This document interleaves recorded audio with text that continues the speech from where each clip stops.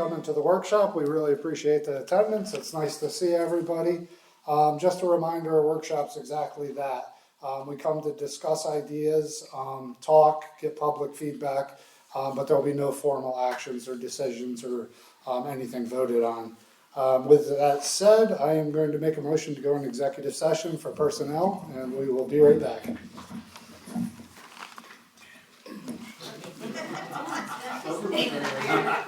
Sorry. Okay. So Jimmy, can I ask you a question?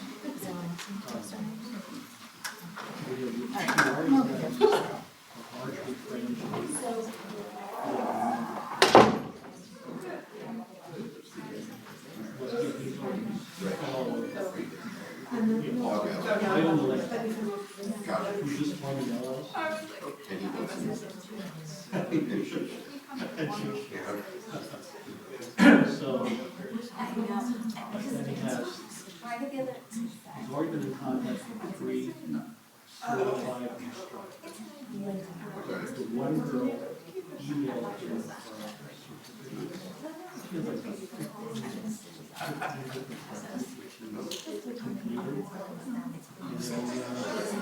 Retail shop, which is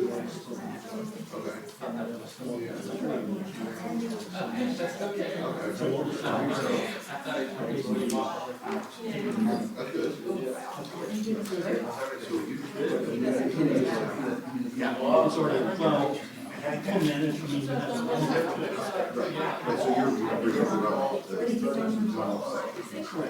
But then we have the income from the apprenticeship. Right. To take care of. So you're in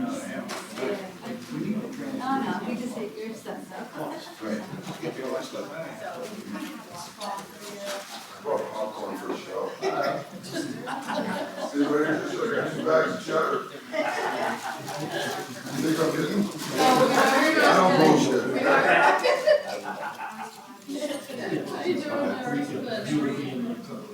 Hey, anybody up front want popcorn for the show? Thank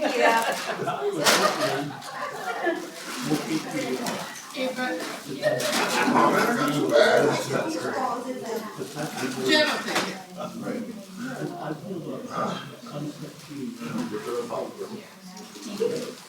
You or I, as a private individual, I can buy. Me and Dee. Animal place on the road. I can buy 9 new rentals. 29 cents with sunset.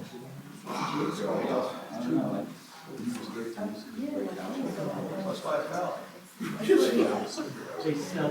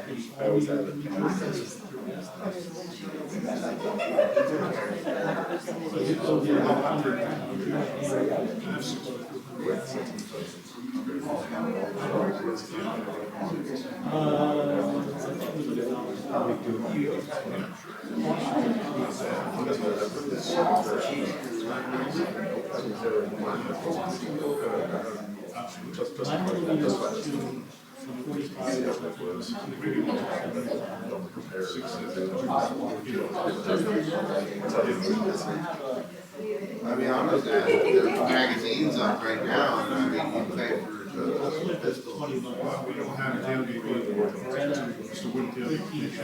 So when it starts to go down.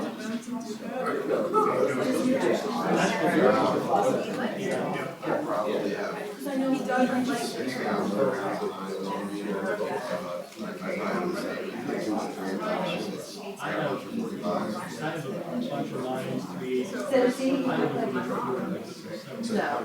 No. Okay.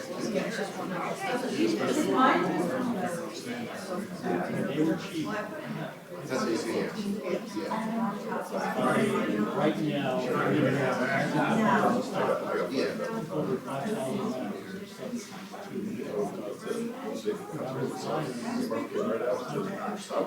Much cheaper than 223. 223 is where all the dollars. 223 down, 77.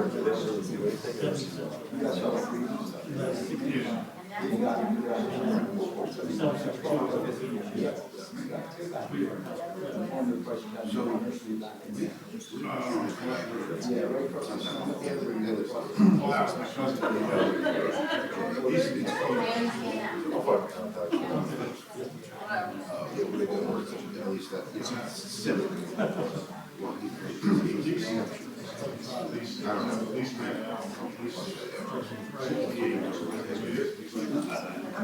know.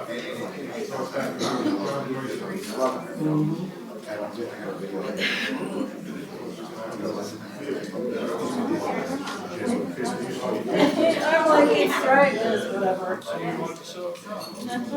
Well, yeah, I said to myself,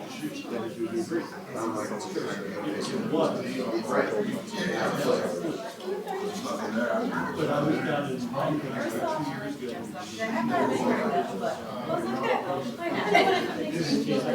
that's what I do.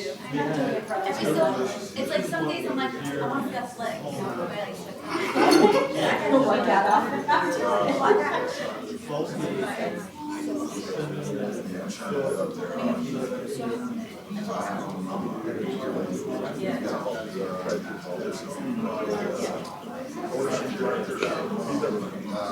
I should say it's not.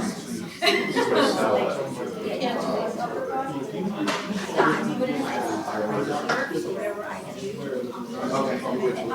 that's fine. We made an obstacle course for you. I said we made an obstacle course.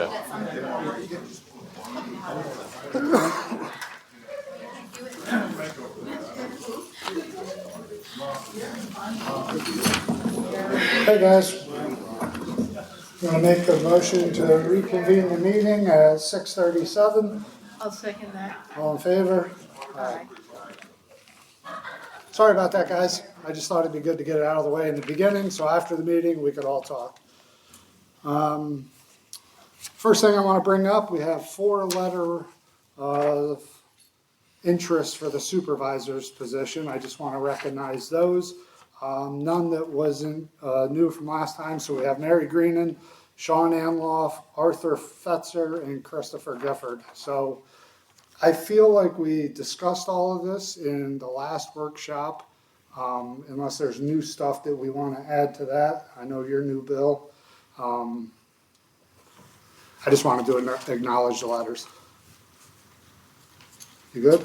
Good. You guys got any questions? Alrighty, thank you guys. The next thing I wanted to talk about was our short-term rental fee schedule.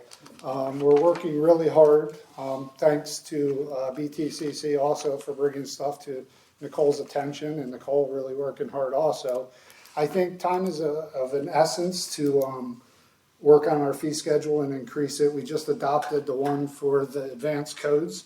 So looking over it and looking at a couple other townships, I think we have some room to get ourselves up to speed. Our ordinance was put in 2019 and we've never increased the fee schedules. So I think our initial permit fee, from my research, because Jackson Township also has it, I think maybe we should put it at $1,000.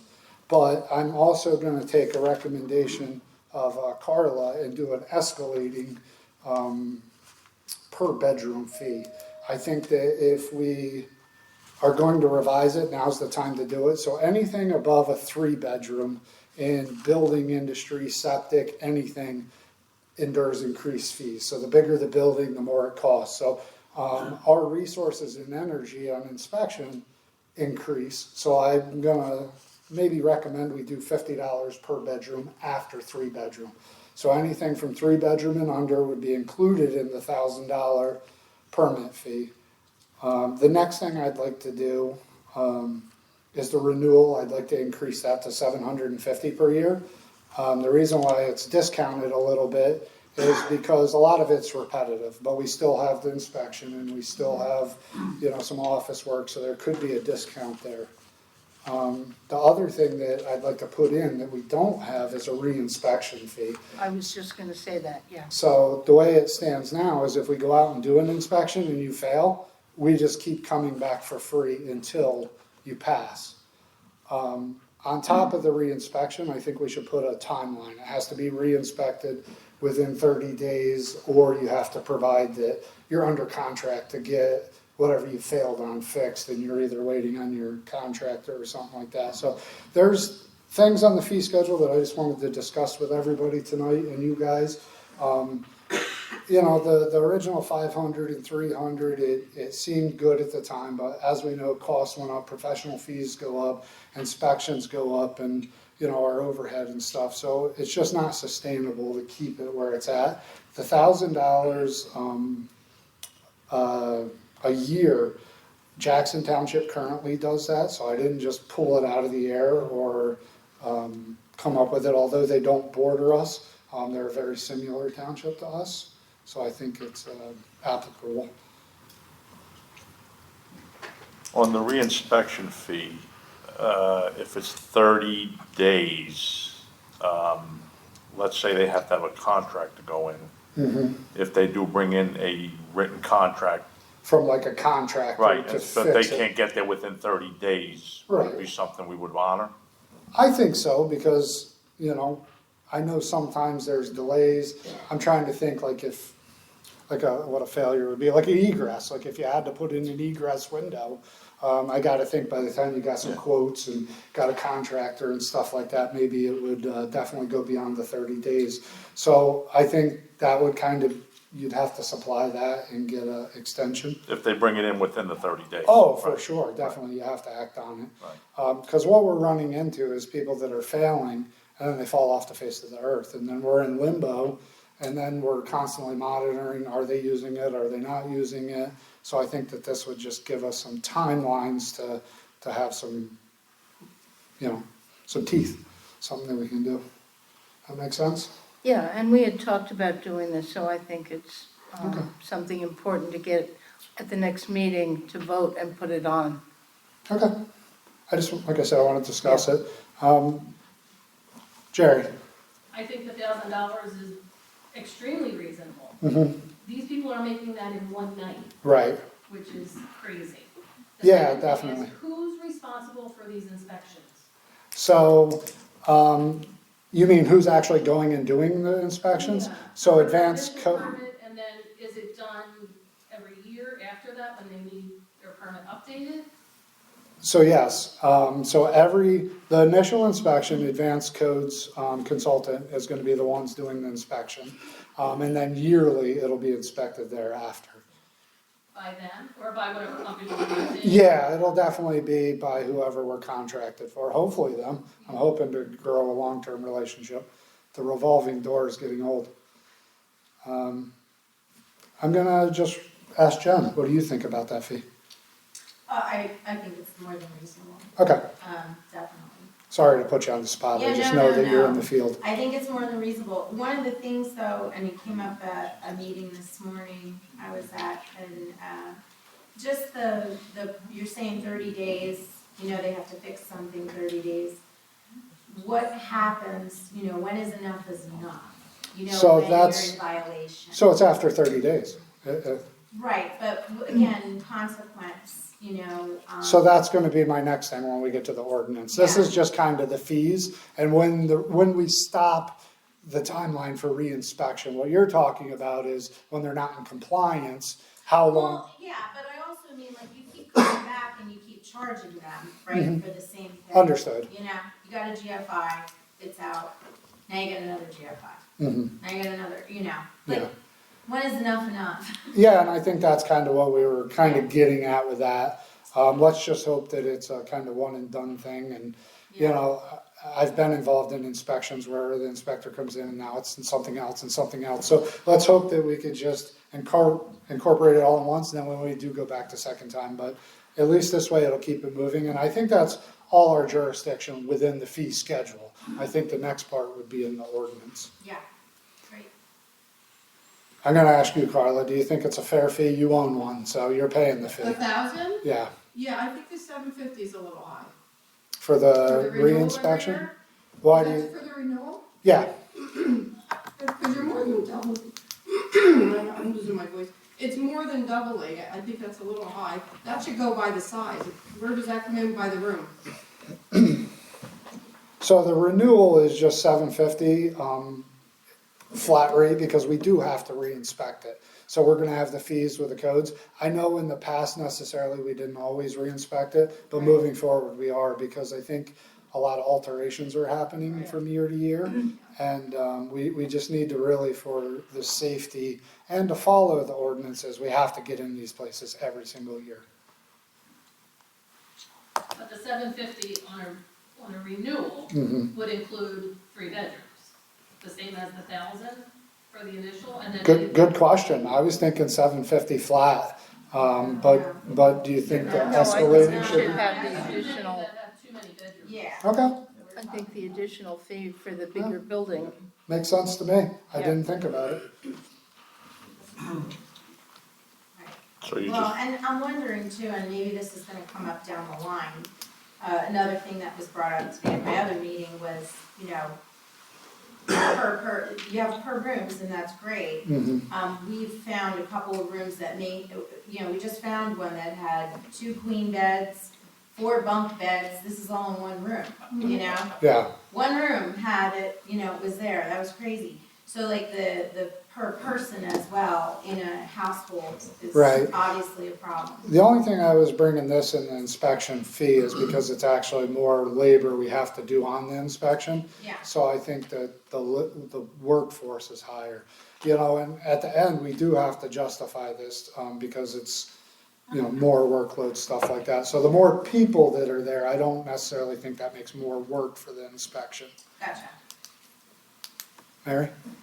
Are there limits to people per room from a fire hazard? So that's in the ordinance. That's Yeah. in the ordinance. Yep, so this Yeah. is the fee schedule that I'm discussing. The ordinance is the next topic, and there's a lot to be had with that, for sure. Yeah, right now you're allowed 2 people per bedroom, and then an additional, I think it's 1 extra person, so 2 extra. 2 extra people. So a 3-bedroom What about this house, day pass stuff with the people? 2, 4, 6, and then you could have, So I'm gonna be honest with you, I only brought myself up to speed on the fee schedule for today, because I know the whole ordinance needs to be tweaked, and that's gonna be something that's a workshop, a planning commission advertised, so although we're working through it, I'm, with the court and stuff like that, I'm really focusing on the existing ordinance to try to get to compliance, and I haven't even got a chance to get into the updated part, which I promise we're going to, but I think fee schedule is something we could fix next week. So that's why I wanted to talk about this, but I definitely want you guys at the ordinance workshops for sure. Anything else, guys, on the fee schedule? no, Thank you. So me and Nicole signed up on March 5th for a short-term rental conference. So, when I talking about the ordinance and working on it, I was thinking about the workshop after that. Because although we all know short-term rentals and we've all been in depth with them and stuff, I just want to go there and gather some information from this conference so I can bring myself up to speed on what others are doing and what is industry standard for ordinances. So here's this if you guys want to look at that. But me and Nicole are already signed up for that one. And I believe other people are going also. Any questions about that, guys? I was just kind of wanted to tell Okay. everybody about that. So when we had our reorganization meeting and we went through all of the titles for supervisors, there's one in charge of the road crew and one in charge of the office. And, I think one police commission, one ambulance. One thing that I found is really, really lacking is the building itself, and the maintenance staff. So I don't think a supervisor liaison in charge of the office should necessarily be in charge of the whole building and that. So I'm hoping we can create another position, which would be Bark maintenance staff and Bark building and grounds. Because what we're running into a lot of is on the weekends or nights, we're getting calls from tenants, snow drifts, lights aren't working, locked out. So it seems to just be going to everybody, and whoever just happens to be available can handle it. But I think that that's kind of a reactive way of handling it instead of a proactive way. So I would like to create another position, and hopefully when we get a fifth member and we're all active, that one supervisor can be the liaison over building maintenance and the Bark maintenance staff, and then to report back to the supervisors with a need. I feel like we evolved from the old office and building into here, and we never created that position. And with it being a 60,000 square foot building and a 31 acre campus with actually 2 employees dedicated to that, I feel it does require one person over that reporting back, instead of it coming to all 5 of us and then whoever happens to be available. It could be standard operating procedure of who they're reporting to, just like the road crew in the office knows who that they're dealing with, the ambulance and the police. So one thing I want to bring up in the next few meetings that we could vote on is kind of opening that position and also appointing somebody. And that could come after we appoint another supervisor too, because it might kind of fall hand in hand, because I think, as you mentioned, we're kind of, I'm heavy in some positions, but at that time we had a slim pickings, I think we'll roll into that. So what do you think about that, guys? Yeah, it's definitely something to go over, because a couple issues we already had on the weekends when there was nobody around. Yep, and then I think, like I said, we could be a little bit proactive with some of this stuff. And I think too, we're finding that it might be that we need one of the employees on weekends rather than For During the sure. week. during the week. Definitely, and I think that could be worked with through that supervisor and figuring out what works, what tenants are coming in the building. The gym's 7 days a week from 4 in the morning. I think the door's open till 11 at night. So we have a pretty big span of who's checking what when and who's available. So I just think if we delegate a supervisor to at least work on some processes for that, it would be really beneficial, and just keep it from just being chaos. Yeah. Make sense? Alrighty. Yes, Mark? I think it would also behoove the township to have a liaison for the school board. I understand there's meeting conflict time, but. Yeah. No, I completely agree. Part of the town. Yeah, it's actually happening right now. Yeah. Yeah, and I have followed some of their meetings and went back on it, but I think a township presence there would be good. With that said, if it conflicts with our supervisors' meetings, I don't see how we make it happen, because it's kind of our job to be here. I don't know if it's somebody that we can get to visit them and advise to us or bring it back, or we just do our due diligence to catch ourselves School board up. meetings are always on Wednesday, right? It's a planning thing, but if we work our supervisors' meetings, the morning meeting can happen, and then that opens up the evening for the school board meeting potentially. So we would have to move our morning meeting to their, what is this, the third Wednesday? I think theirs is the third Wednesday. So we'd have to, definitely we could probably do it. I'll be honest with you, I'm looking to do away with our morning meeting, but that's another topic for whatever, and it's gonna depend on participation. The last few morning meetings has been hot topics, but I wanted to kind of take an average. So I definitely don't think it hurts to at least be up to speed with the school board. Just a slight idea, they run a $230 million budget that all you guys pay for, and we're like 2.4 million here. So it's a big deal over there. The next thing I want to bring up is job description for our vacant position in the office. So that's kind of a two-parted deal. The first, I'd like to talk through the job description. The next, I want to talk about office hours, so you guys can kind of think about where I'm going with it. So the job description that I'm referencing is the Administrative and Operations Director. I could share this with you guys. I'm sorry I didn't bring copies, but The things that I really noticed that stick out in it to me, I would like to take out any negotiating of leases, tenants, building maintenance.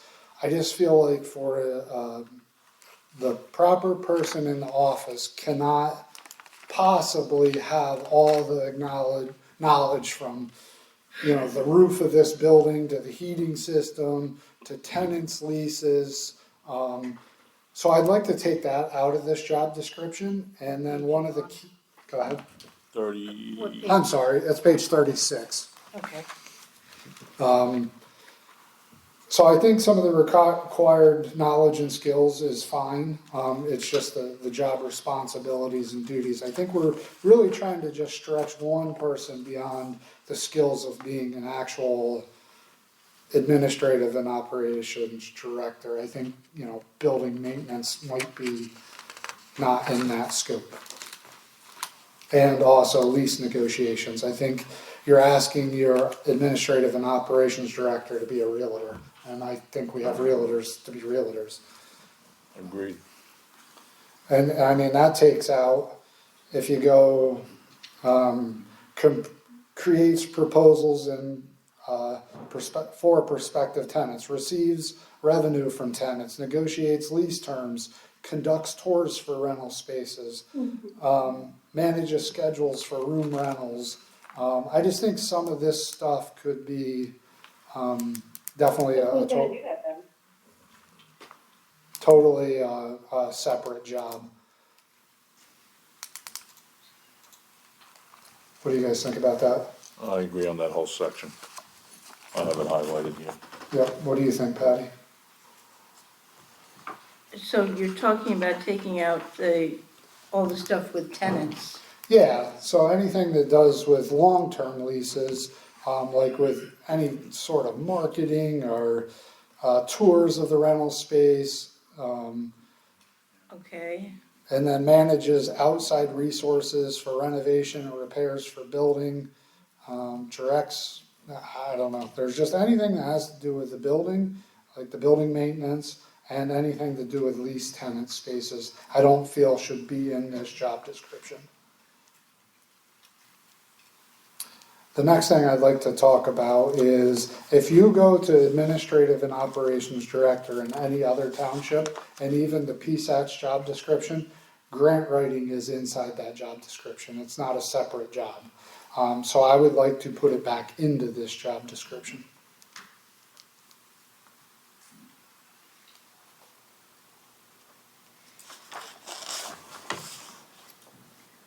okay, well, that sounds okay to me. I'm just not quite sure who's gonna do this job if that person's not doing it. Which job?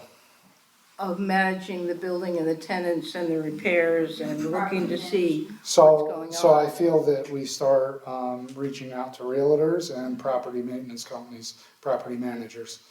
They take a small percentage of leases, and once we start renewing our leases and we have lucrative leases, it'll be built into it.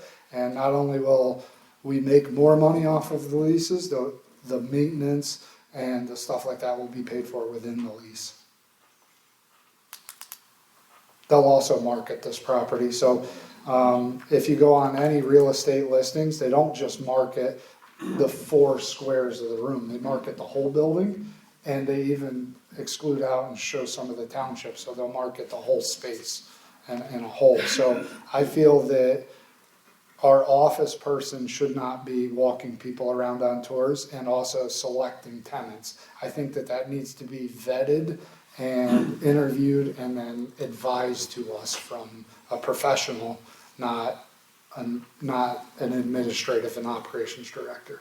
Okay, I can see it with the leases. I'm not sure about the schedule for the room rentals because I agree with that. That's- That's why I backed up and I said any lease spaces. I do agree on the yeah, room rentals because, that we you can do that know, in-house. somebody calls and wants it for a birthday party. Well, and with that said, the administrative and operations director does not do that. Janine does it. So it again is in the She's doing wrong. it now. Okay, Yeah, it's in the wrong one. So I don't necessarily know if it's still in here, or maybe it could be redundant and there's a backup.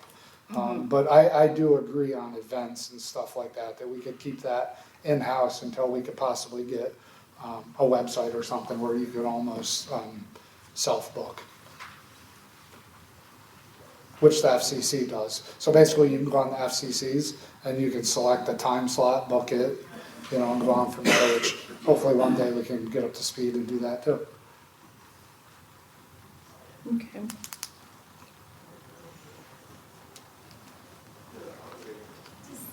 Question. Yeah. Does Janine currently do, like, if you wanna book the gazebo or the parks, if you're having a party or something? So yeah, I think that crosses her plate. So I think that there's a form that you fill out and you bring in, and we vet it and she collects. So I wouldn't necessarily say it's just her. I'm not saying that the administrative and operations director didn't do it in the past, but I definitely think the calendar is kept by that administrative assistant, not the director. Yeah, so maybe she takes in the booking for those events and the room rentals, and then has to be signed off by a secondary person before it. Yeah, for sure. Obviously inside of this building, we have to kind of make sure it fits more than like a park or something like that. But, I kind of envision the parks. I camp a lot. And if you go on a camp, Reserve America, you click it, you book it, you pay for it, it just happens. I don't necessarily think we need it to be labor intensive, but we're not there yet. I have a question. Yeah. I understand why you have to do all these new positions, but have you already budgeted? So none of them are paid positions that we've talked about so far, except for the administrative and operations And not the director. realtor and the leases? So that will be budgeted within the lease. It's a percentage of the lease when it's leased. Yeah, so they get paid as they lease the space. And I will say that bringing our leases up to market value would really, really help with that and the township. And again, I just want to remind everybody, this is a workshop. We're not making decisions, we're talking. This is open conversation. So when we come in and we vote on this and everybody says, when did you guys talk about that? We're talking about it. So yeah, the more input, the better. So thank you. That rolls into office hours. So traditionally, we're open 5 days a week. And I know other townships have 2-3 day openings. I think 2's not enough, but I think 3 days with us being short-staffed might be something we want to look into. And I'm not saying no one's in the office. I'm just saying they're doing their stack of work we're getting backed up on. So they could do their administrative stuff. We have, again, there's certain, when you're open to the public, and I have this in my same building, you get some people that come in, and although hey, what about the park? You talk for an hour and a half about every problem in the world. So I want to protect the office's time from solving the world's problems every single day. So what I would propose is maybe a Monday, Wednesday, Friday schedule, our existing hours, but Tuesday and Thursday, we close the office to the public, and they just work on their workload, because it's no secret we're falling behind a little bit. This will allow us to get ahead of the game, to be proactive instead of just flat out reactive. And I know I've had discussions that, if they come to the window, you just answer their question, and you can't turn your back to anybody. When you're open, you're open. And I don't ever want to be the township that isn't guiding people and isn't helping people.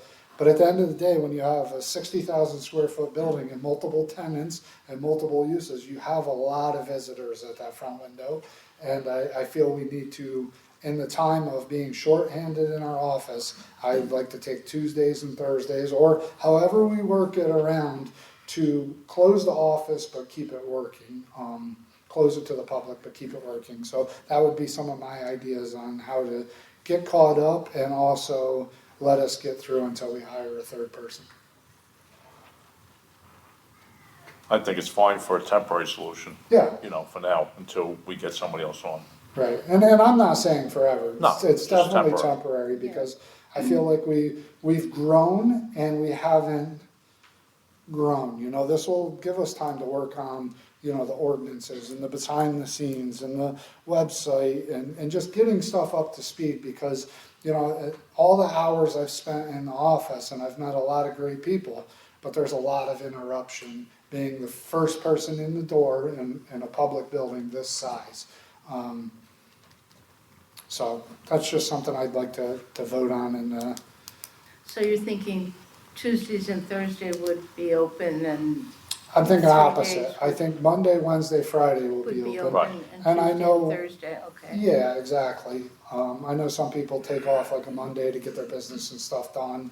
Maybe some builders come in Monday and Friday. Leave early on a Friday to come and get here, yeah. Right, exactly. So, and I'm not saying on Tuesdays and Thursdays, we can't take appointments, we can't be flexible, but we really gotta protect, and believe me, I love chatting as much as anybody, but you know, say a senior's leaving the community center and they just wanna talk. How do you shoo them away to go do your work, you know? So I think this will really, really protect our resources and time. You don't get any time back. Once it's gone, it's gone. But I would like to talk about that. And like I said, I'm not set on Tuesdays and Thursdays. It just makes sense to me Yeah, to have just- something To scatter it, yeah. routine, consistent, and go from there. What do you guys think? How long is it gonna last? I don't know. Depends on how great it works. If we get You just said you were gonna have realtors do all the rentals, so Right. that takes that load off. Mhm. How long is it realistically gonna last? So if it works great and we're getting a ton of stuff done, maybe longer than temporary. I don't know. I know one of Pam's arguments to be on 410s was she got more done in the 2 hours when that door was closed than she did the 8 hours when the door was open. I know for a fact in my office, when I moved my office upstairs and started screening my appointments, I was able to get more done. So we don't have enough people and we're public. We can't really screen when we're open, but we're also not, I'm not taking your tax money to pay an employee to entertain people to talk. So Yeah, bingo. I think it's a test thing. I know many of our building codes officials, our zoning officials, other townships, they have crazy hours here and there. I would rather have something full days and consistent and try it. So I don't know how long it's gonna last. It might work out for a long period, like Yeah. it might actually be something you wanna carry out. For sure, definitely, but it's a good try, we gotta try something. John? What, is there a specific day that if there's court, that only happens on that day during the week? Like I know at Coolbaugh, Tuesday is. Thursdays. So Thursdays. Thursdays is Yeah, very Thursdays. busy. And although a lot of people are getting in the habit of going to the court Still door, coming to the window. we still get a handful that come to the window and need guidance and direction and stuff like that. Right, so I was just thinking that would probably be a day if you wanted to have no, you know, Yeah. I know they do it. Yep, and again, we could post a great map, and I wanna be user-friendly, I wanna be a good landlord, but at the same time, we have to protect our office hours, and we have to make sure, you know, that my eye was open sitting in the office, you'd be amazed at who all comes, and there's no rhyme or reason, like, you could be in the middle, I could be typing this great agenda up and all these great ideas, ding, ding, ding, you know, so I don't think there's anything wrong with scheduling time on those days, or limiting our open hours, and we're not the only township to do that. Jerry? I like the idea on a personal level. Okay, Now's the time to get caught up. yes, We walked into a mess, we Mhm. knew that coming in. It needs to be cleaned up, and once you start with a marketer for this art center, yeah, it's gonna take off. It is. So if you're not caught up now, right. it's only gonna get worse. Yep. You know, and I'm always here, well, this is the way we've always done it, and, you know, the This is same, where we are. we can't keep repeating the same and expecting different results, so we have to try something. I wouldn't be, you know, if we completely failed at it, I'll be the first one to say, hey, we tried it, we're gonna go a different direction. But I feel you only fail when you quit trying, and this is just something I'd like to try, so I'd like to bring it up in a meeting coming up and we can vote on it. So the next one is advanced codes. So they came with a bundle package and a fee schedule when we hired them and adopted in the fee schedule. The one thing that we never said or talked about was their office hours. Personally, I think they could be by appointment, or we could decide that one of those Monday, Wednesday, Fridays, we can bring them in, but it is at a fee, and I don't know if we just bring in building applications. We have a really good process for intaking building applications and sending them. I don't necessarily know why we need an administrative person sitting and waiting for intake on permits. And I'm gonna actually jump to Mark on this, because you're another contractor and you bring permits in. If you brought them in and just handed them in and waited for the review, would that be a problem if it wasn't the building codes guy? Okay. And I know when I was first starting out as a contractor, like I had a lot of questions and a lot of revisions on my permits, but I feel like that could be, you turn it in and then schedule a meeting. I think the appointment idea is a good idea, Yeah. because Yeah, there was a lot of time when people were sitting in there and nobody would come in. Barrett's not issuing enough permits to have somebody Well, sitting in the office. and the way I look at it is if we pay them $300 a week, $1,200 a month, it costs everybody that, not just the person turning in the permit application. So now we're subsidizing this guy's fee with tax-paying money, and it has nothing to do with his job. So, I would like to Bless you. keep it, bless you, by appointment or as needed and stuff like that. Yeah, and I think we had talked to the building codes company about that to start with. Yeah, definitely. And they said they do so much stuff online, virtually. That's kind of the way it's going. But they have no problem meeting. They do inspections on sites. They can consult. They could do whatever. And I think they are pretty flexible. Questions? The last thing that I want to talk about, and I know it's near and dear to somebody's heart, and it happened for a reason, is we had these community sheds. And they started with sheds outside of our old building. And the idea is if you wanted to get furniture, plates, dishes, clothing to the township and somebody needed it, they would come, go through it, and it was a free service. So it went from one shed to two sheds. Then when we moved here, we sold them, I believe, to the Rotary maybe, and they're still back here. So we don't own them, we don't use them for that. Now we moved all that stuff inside to a whole pod. And it honestly, it reminds me of walking into the Nearly New. So if anybody's familiar with Nearly New, it's used stuff, thrift stuff, deals, whatever.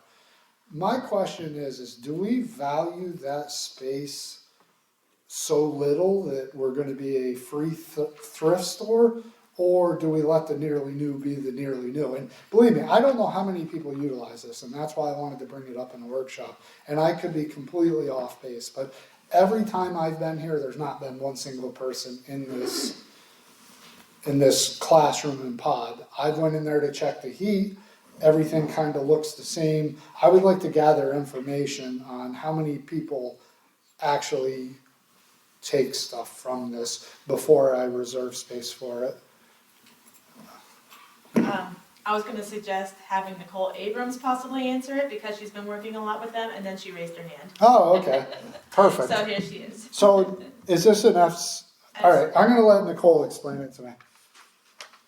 Okay, so the community shed is what was under the township that used to be located in the actual shed outside. Yep. And then when you moved to the Bark space, there was a community outreach, which was run by the Canadenses United Methodist Church. And then, of course, you had the community shed. There was a volunteer that ran it. It went on for quite a while. Well, then the volunteer, from what I understand, she got ill and she could no longer run the shed. And I believe it was only open on Mondays at that time. So it sat, then they condensed, because it was in 2 rooms over there. And then they needed the space for the Polish school. So they condensed it into one. Lewis, the maintenance person, his wife actually spent a lot of time and and went through a mountain, and I'm sure Patty maybe even remembers, there was a mountain of garbage bags full of clothing and stuff. And she sorted it, she got it on racks, it's organized by size, by man, women, children, etc. And that's where it went up to speed. Well, then the volunteer couldn't work anymore, so it sat, the room sat for like 3 or 4 months or something, and I had asked Pam, you know, what was up with it, because it seemed a shame that it was just sitting there. And she told me to speak to Mert Shane, who is the pastor down at Kansas United Methodist Church. I spoke to him, and he just didn't have the volunteer or the help to get it back up and running. And I said, well, if I can get some volunteers, you know, what do you think? So at the time, of course, it was Pam, Janine, myself, Mert, Shane. We all kind of got together, kind of zipped it up a little bit. I got volunteers. It's now open Mondays from 10 to 12 and Wednesdays 2 to 5:30. We have roughly about 15 to 20 some people who come to it on a weekly basis.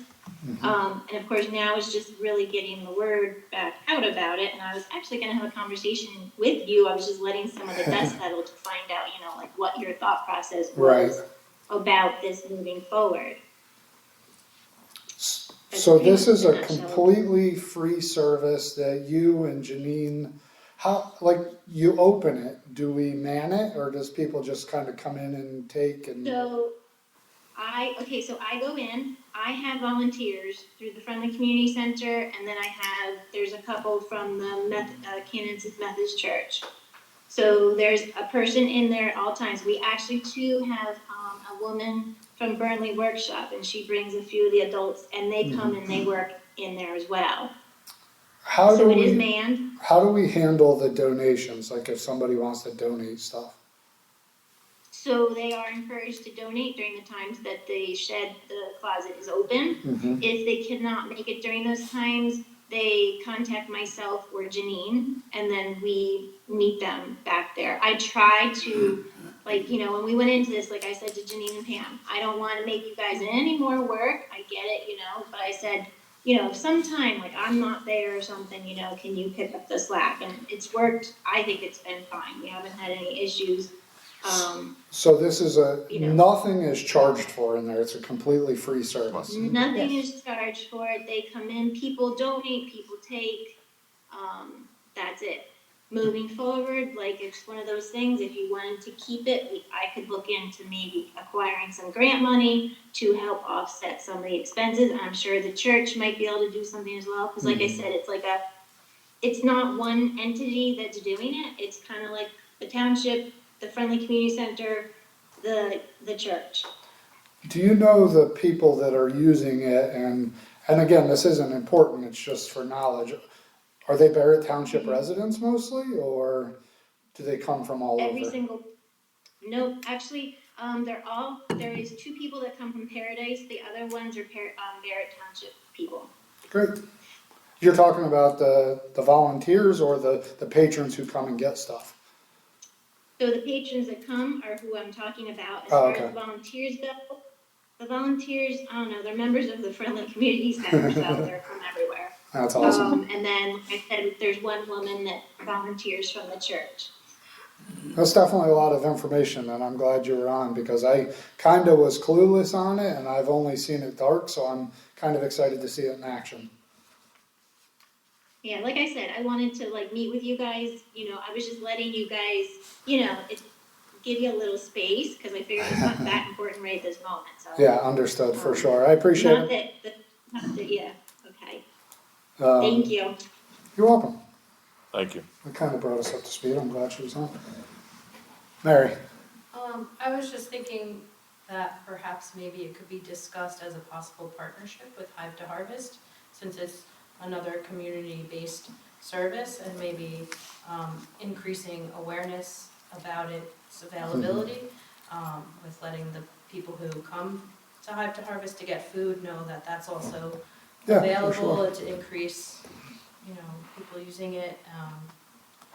Yeah, I definitely think the more people that use this building that know about it, it would make it more appealing to see stuff in and out, people in and out, and useful, you know? There That's were all. 2 posts in the last week about people asking about it, and was it up and running in the Nice. Facebook groups?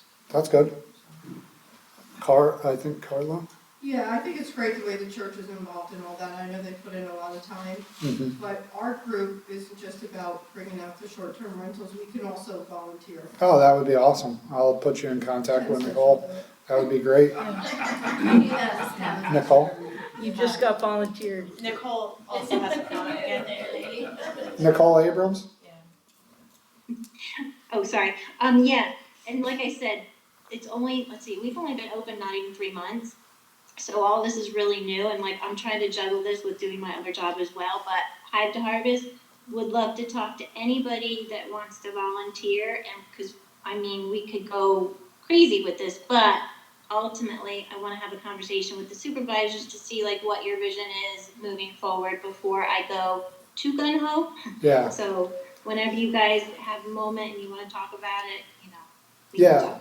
definitely. So I think my idea was seeing it as obviously we just gotta find balance for this space, you know? Obviously, community is really important, but, you know, keeping the lights on and the gas bill and all that stuff paid also. So, you know, anytime I seen something that I didn't really see the lights on, every nook and cranny, I was kind of curious about. So I really appreciate all the information because I do agree it's a good thing and there's some needed stuff. We just gotta kind of monitor it and see where it's going. And I think we got you some more volunteers in the back.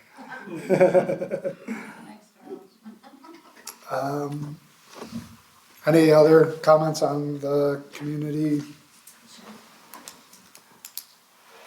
That's all I got, guys. Wow. I know. All right, Mary, what do you got? There have been a lot of executive sessions about Hive to Harvest and the personnel issue, so is there going to be resolve on either of those anytime soon? So the one thing about executive session is it's executive session because we can't talk about it, unfortunately. So I really don't feel I could talk about it until it is resolved. So once those concerns are resolved, then we have a public statement. But until then, it would be against everything of the executive session to talk about it. But I will say that I think everything's in a positive direction. I know, Jeff, you came here for a reason, so I'm going to put you on the spot. I don't know if you want to hit the microphone because you're presenting. People can hear me, right? Jeff, I'm going to be honest with you, the one person I'm concerned about is Patty because I really want her to hear what you say, and I know sometimes it's hard to hear in the back. Even if you want to talk at a microphone and be here at the table, don't, because I know you got your prints. I assume this is on. Hello, my name is Jeff Stiglin, and presently I own 7.8 acres of commercial property in Mountain Home next to NBT Bank. And a partner and I are trying to build a commercial sports center on that property consisting of archery and indoor shooting range. I have plans. We've met with the engineer twice. We had issues with the banks because they didn't want to deal with guns. So we found a bank in New Jersey that came over and met us at the property. I have a letter of intent from them to give us the money. I have blueprints. I gave them the zoning requirements for the indoor-outdoor range, which is a strictly indoor. What they're requesting now that's holding things up is they need a letter from the supervisors that that project would be an acceptable project for them, for the community. So I'm here tonight for direction of what I need to do next. So when you say you need a letter from the supervisors, is it one, all of us, chairman, As long as anybody? they get a letter from the governing body that it's a project, I mean, I have plans and a loan commitment if you want to look at them after we're done. But that's what's holding everything up right now. So With the bank. Yes, with the bank. So he's in mixed use, right? So he's in mixed use village. It would be a conditional use hearing for the zoning.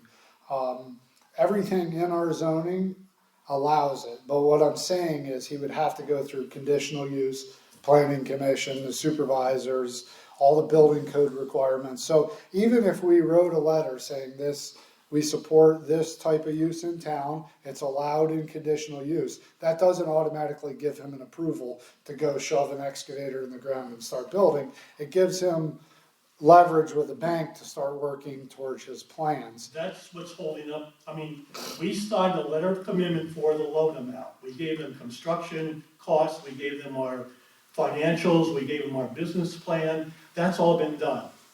What's holding everything up now? I mean, a site plan alone is almost $90,000. So, Didn't I almost guess that? that's just one issue, but we're not gonna lay out $90,000 for a site plan and then not be acceptable. I mean, we're gonna do everything by code, we're not gonna skip. Because we used Keystone Engineering out of Cresbyville. I don't know if you know them or not. But they've been to the property twice. It's 7.8 acres, it's not gonna infringe on anybody's setbacks or privacy. Be built per OSHA code for air filtration, sight and sound. And the building's gonna be like 22,000 square feet. It'll be archery on one side and an indoor shooting range on the other with retail shops. They're already spoken for. We have 3 certified gun instructors who have already committed to the project to help us once we get it up and running. So things are laid out. The only thing that's holding us now is the letter from the bank needs from the supervisors, that's all. What's your thoughts, Patty? Okay, well, I remember, and I don't know, I think you were on the board when this first came up, and a shooting range was not allowed in that zoning area. No, let me correct you. When we first approached the planning board, there was no zoning restriction on any indoor or outdoor. We approached you guys and said, this is what we want to do. Since there's no planning, there's no zoning, we want to do it the right way. Right, so, It took a year for that to come so it seemed, revised. if I remember correctly, there was a lot of discussion on whether to allow it or not. And after looking at the proposal that you showed us at the time, it was decided to allow an indoor shooting range with certain restrictions. And so that was passed, and then, you know, nothing happened, and COVID flew in there at a point and whatever. So, as far as I understand it, the only way the supervisors can okay a project is if the specifics that you want to do now go to the planning commission and the engineer okays it and all of that. And then they tell the supervisors that they think it's okay. He's not asking for approvals on it, he's asking for basically sure a letter of. Is it a permitted use Yes. in that little, It's- No. One second. May I? May I? Yes, So an indoor shooting range is a conditional use. Okay. In the mixed use zoning district. So under the Barrett Township ordinances, under conditional use, you would have to apply for a conditional use hearing. And a conditional use hearing is held in front of the Board of Supervisors first. Okay. so I think what Jeff's looking for is to say, a supervisor rate and say, we do have an allowance in our zoning for an indoor shooting range by conditional use only. If he gets through that and approvals, he would be allowed to build his shooting range. Yeah, I in it's- no way would write a letter as one person of the board saying, you're approved for this Correct. No, project. that's, Correct. we're just saying it would be I approved. I as would for cite the this, plan. and I would say that within our zoning ordinance, and through a conditional use, that it could be an allowable project. Yeah, And if the Board of Supervisors allowed it through a conditional use hearing, then the zoning permit could be applied for and I could issue it at that time. And I will say, Jeff, if I write the letter supporting it and we get to a conditional use hearing and all the facts are brought up that it shouldn't be allowed, I would be afraid that, you know, because we are a board of 5, it's not like, you know, we could sit here and just say yes, then what happens, you know what I mean? Does your bank come after me saying, hey, All you they're wrote the looking letter? for is that would be, they'll be moving in conditional usage, as long as you follow the things, that it's a viable project, that's all they're looking for. I don't see a problem with it. I will call Todd saying, hey, you know, is this a letter we could write so he can give to his bank? As long as I in no way will give. I'm not asking for a supervisor to put his neck out. Perfect. It's just saying it's a dual project. But in order to get your permit, I need to do a site plan first, right? There are certain steps you need to take to present the project in front of the Board of Supervisors. True, but I have to go. It's a conditional use approval, but it doesn't mean that it would get approved. Yes. So it says a tentative sketch plan of the proposed development shall be included.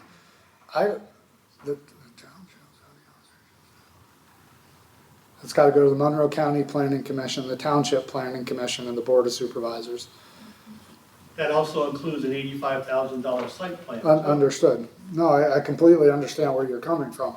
I'm just worried, I write this letter, they give you $85,000, you come to this, and now all of a sudden, somebody says nay. Or 2 say nay, It still has to go before the planning board. in Monroe All County. the bank wants to know is, yes, it's a doable project in the community, in the per zoning or conditional. It's a use. conditional use approval, but it doesn't mean it's gonna get approved, just so you understand Okay. that. Yeah, that's what I'm worried about, is I don't want it in any way to mean. Right.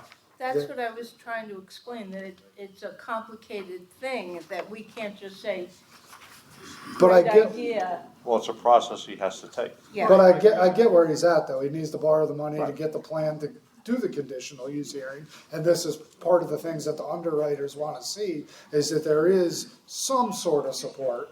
And, you know, I'll do my due diligence, but as an active guy and reading these, you know, I do support this type of business. But again, I can't write the letter until I see it. And, you know, if it can come from one board member, as long as the solicitor gives me the go-ahead in the wording and no one's liable and it's all on you, you know, if you get the money, you spend the money on the plans and then it gets kiboshed and then you got a loan on plans, you know? Right. So I just don't wanna give you bad advice, and I Well, think that's where we're at. That's why I'm here. Yeah, for sure. Because I had no idea.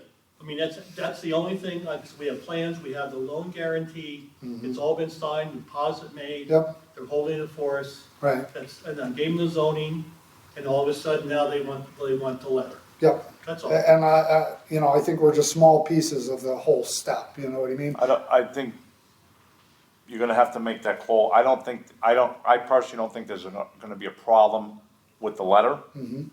There's just gonna be stipulations written in that letter. Right. That they understand that this may not get approved, and they may go through all of this and get nowhere. And just to let you know, Patty, if I wrote a letter, it wouldn't be on behalf of the full board, it would be on behalf of myself.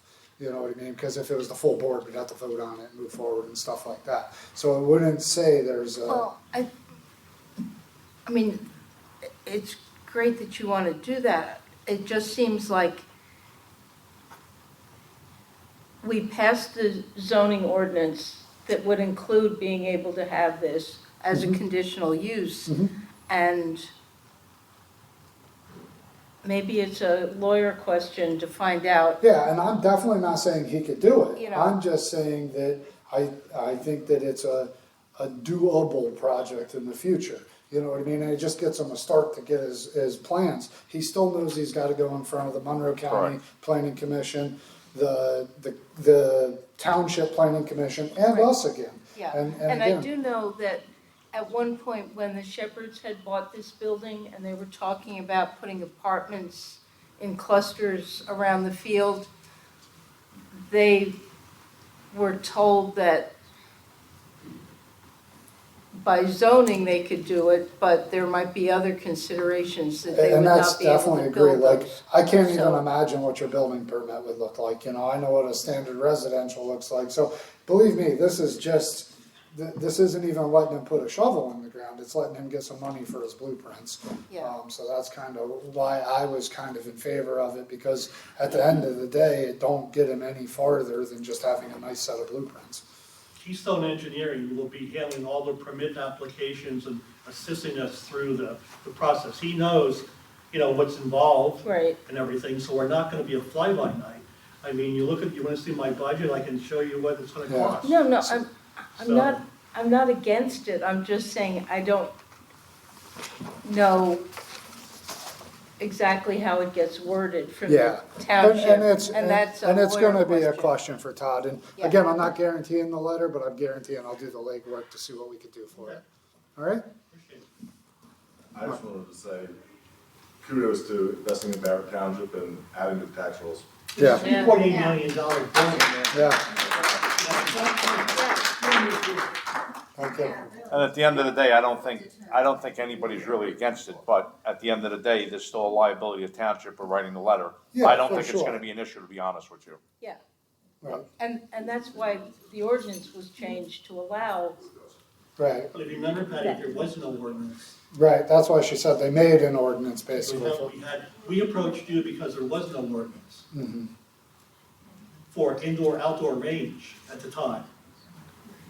You look back in your minutes. okay, And I think you were always putting an indoor range, it was never an outdoor range. right. Never, Right, because, right. I mean, the neighbors would kill me. Correct. Right. They would kill you before you, never mind. All right, I appreciate The the building's information. gonna be roughly 22,000 square feet. Awesome. Yeah, and we had just talked about outdoor ranges, nobody thought about an indoor range. Well, You're that's- right about that. Great, Correct. thank you. That's what I was there for. It'll be looked into tomorrow morning. Okay, Yep, thank you. I appreciate it. I appreciate you coming here. Mason What's that? Oh, yeah, we built a new bridge. I don't have anything more, do you guys? No, I think we covered a lot. You guys good? Gonna make a motion to adjourn our workshop. Second.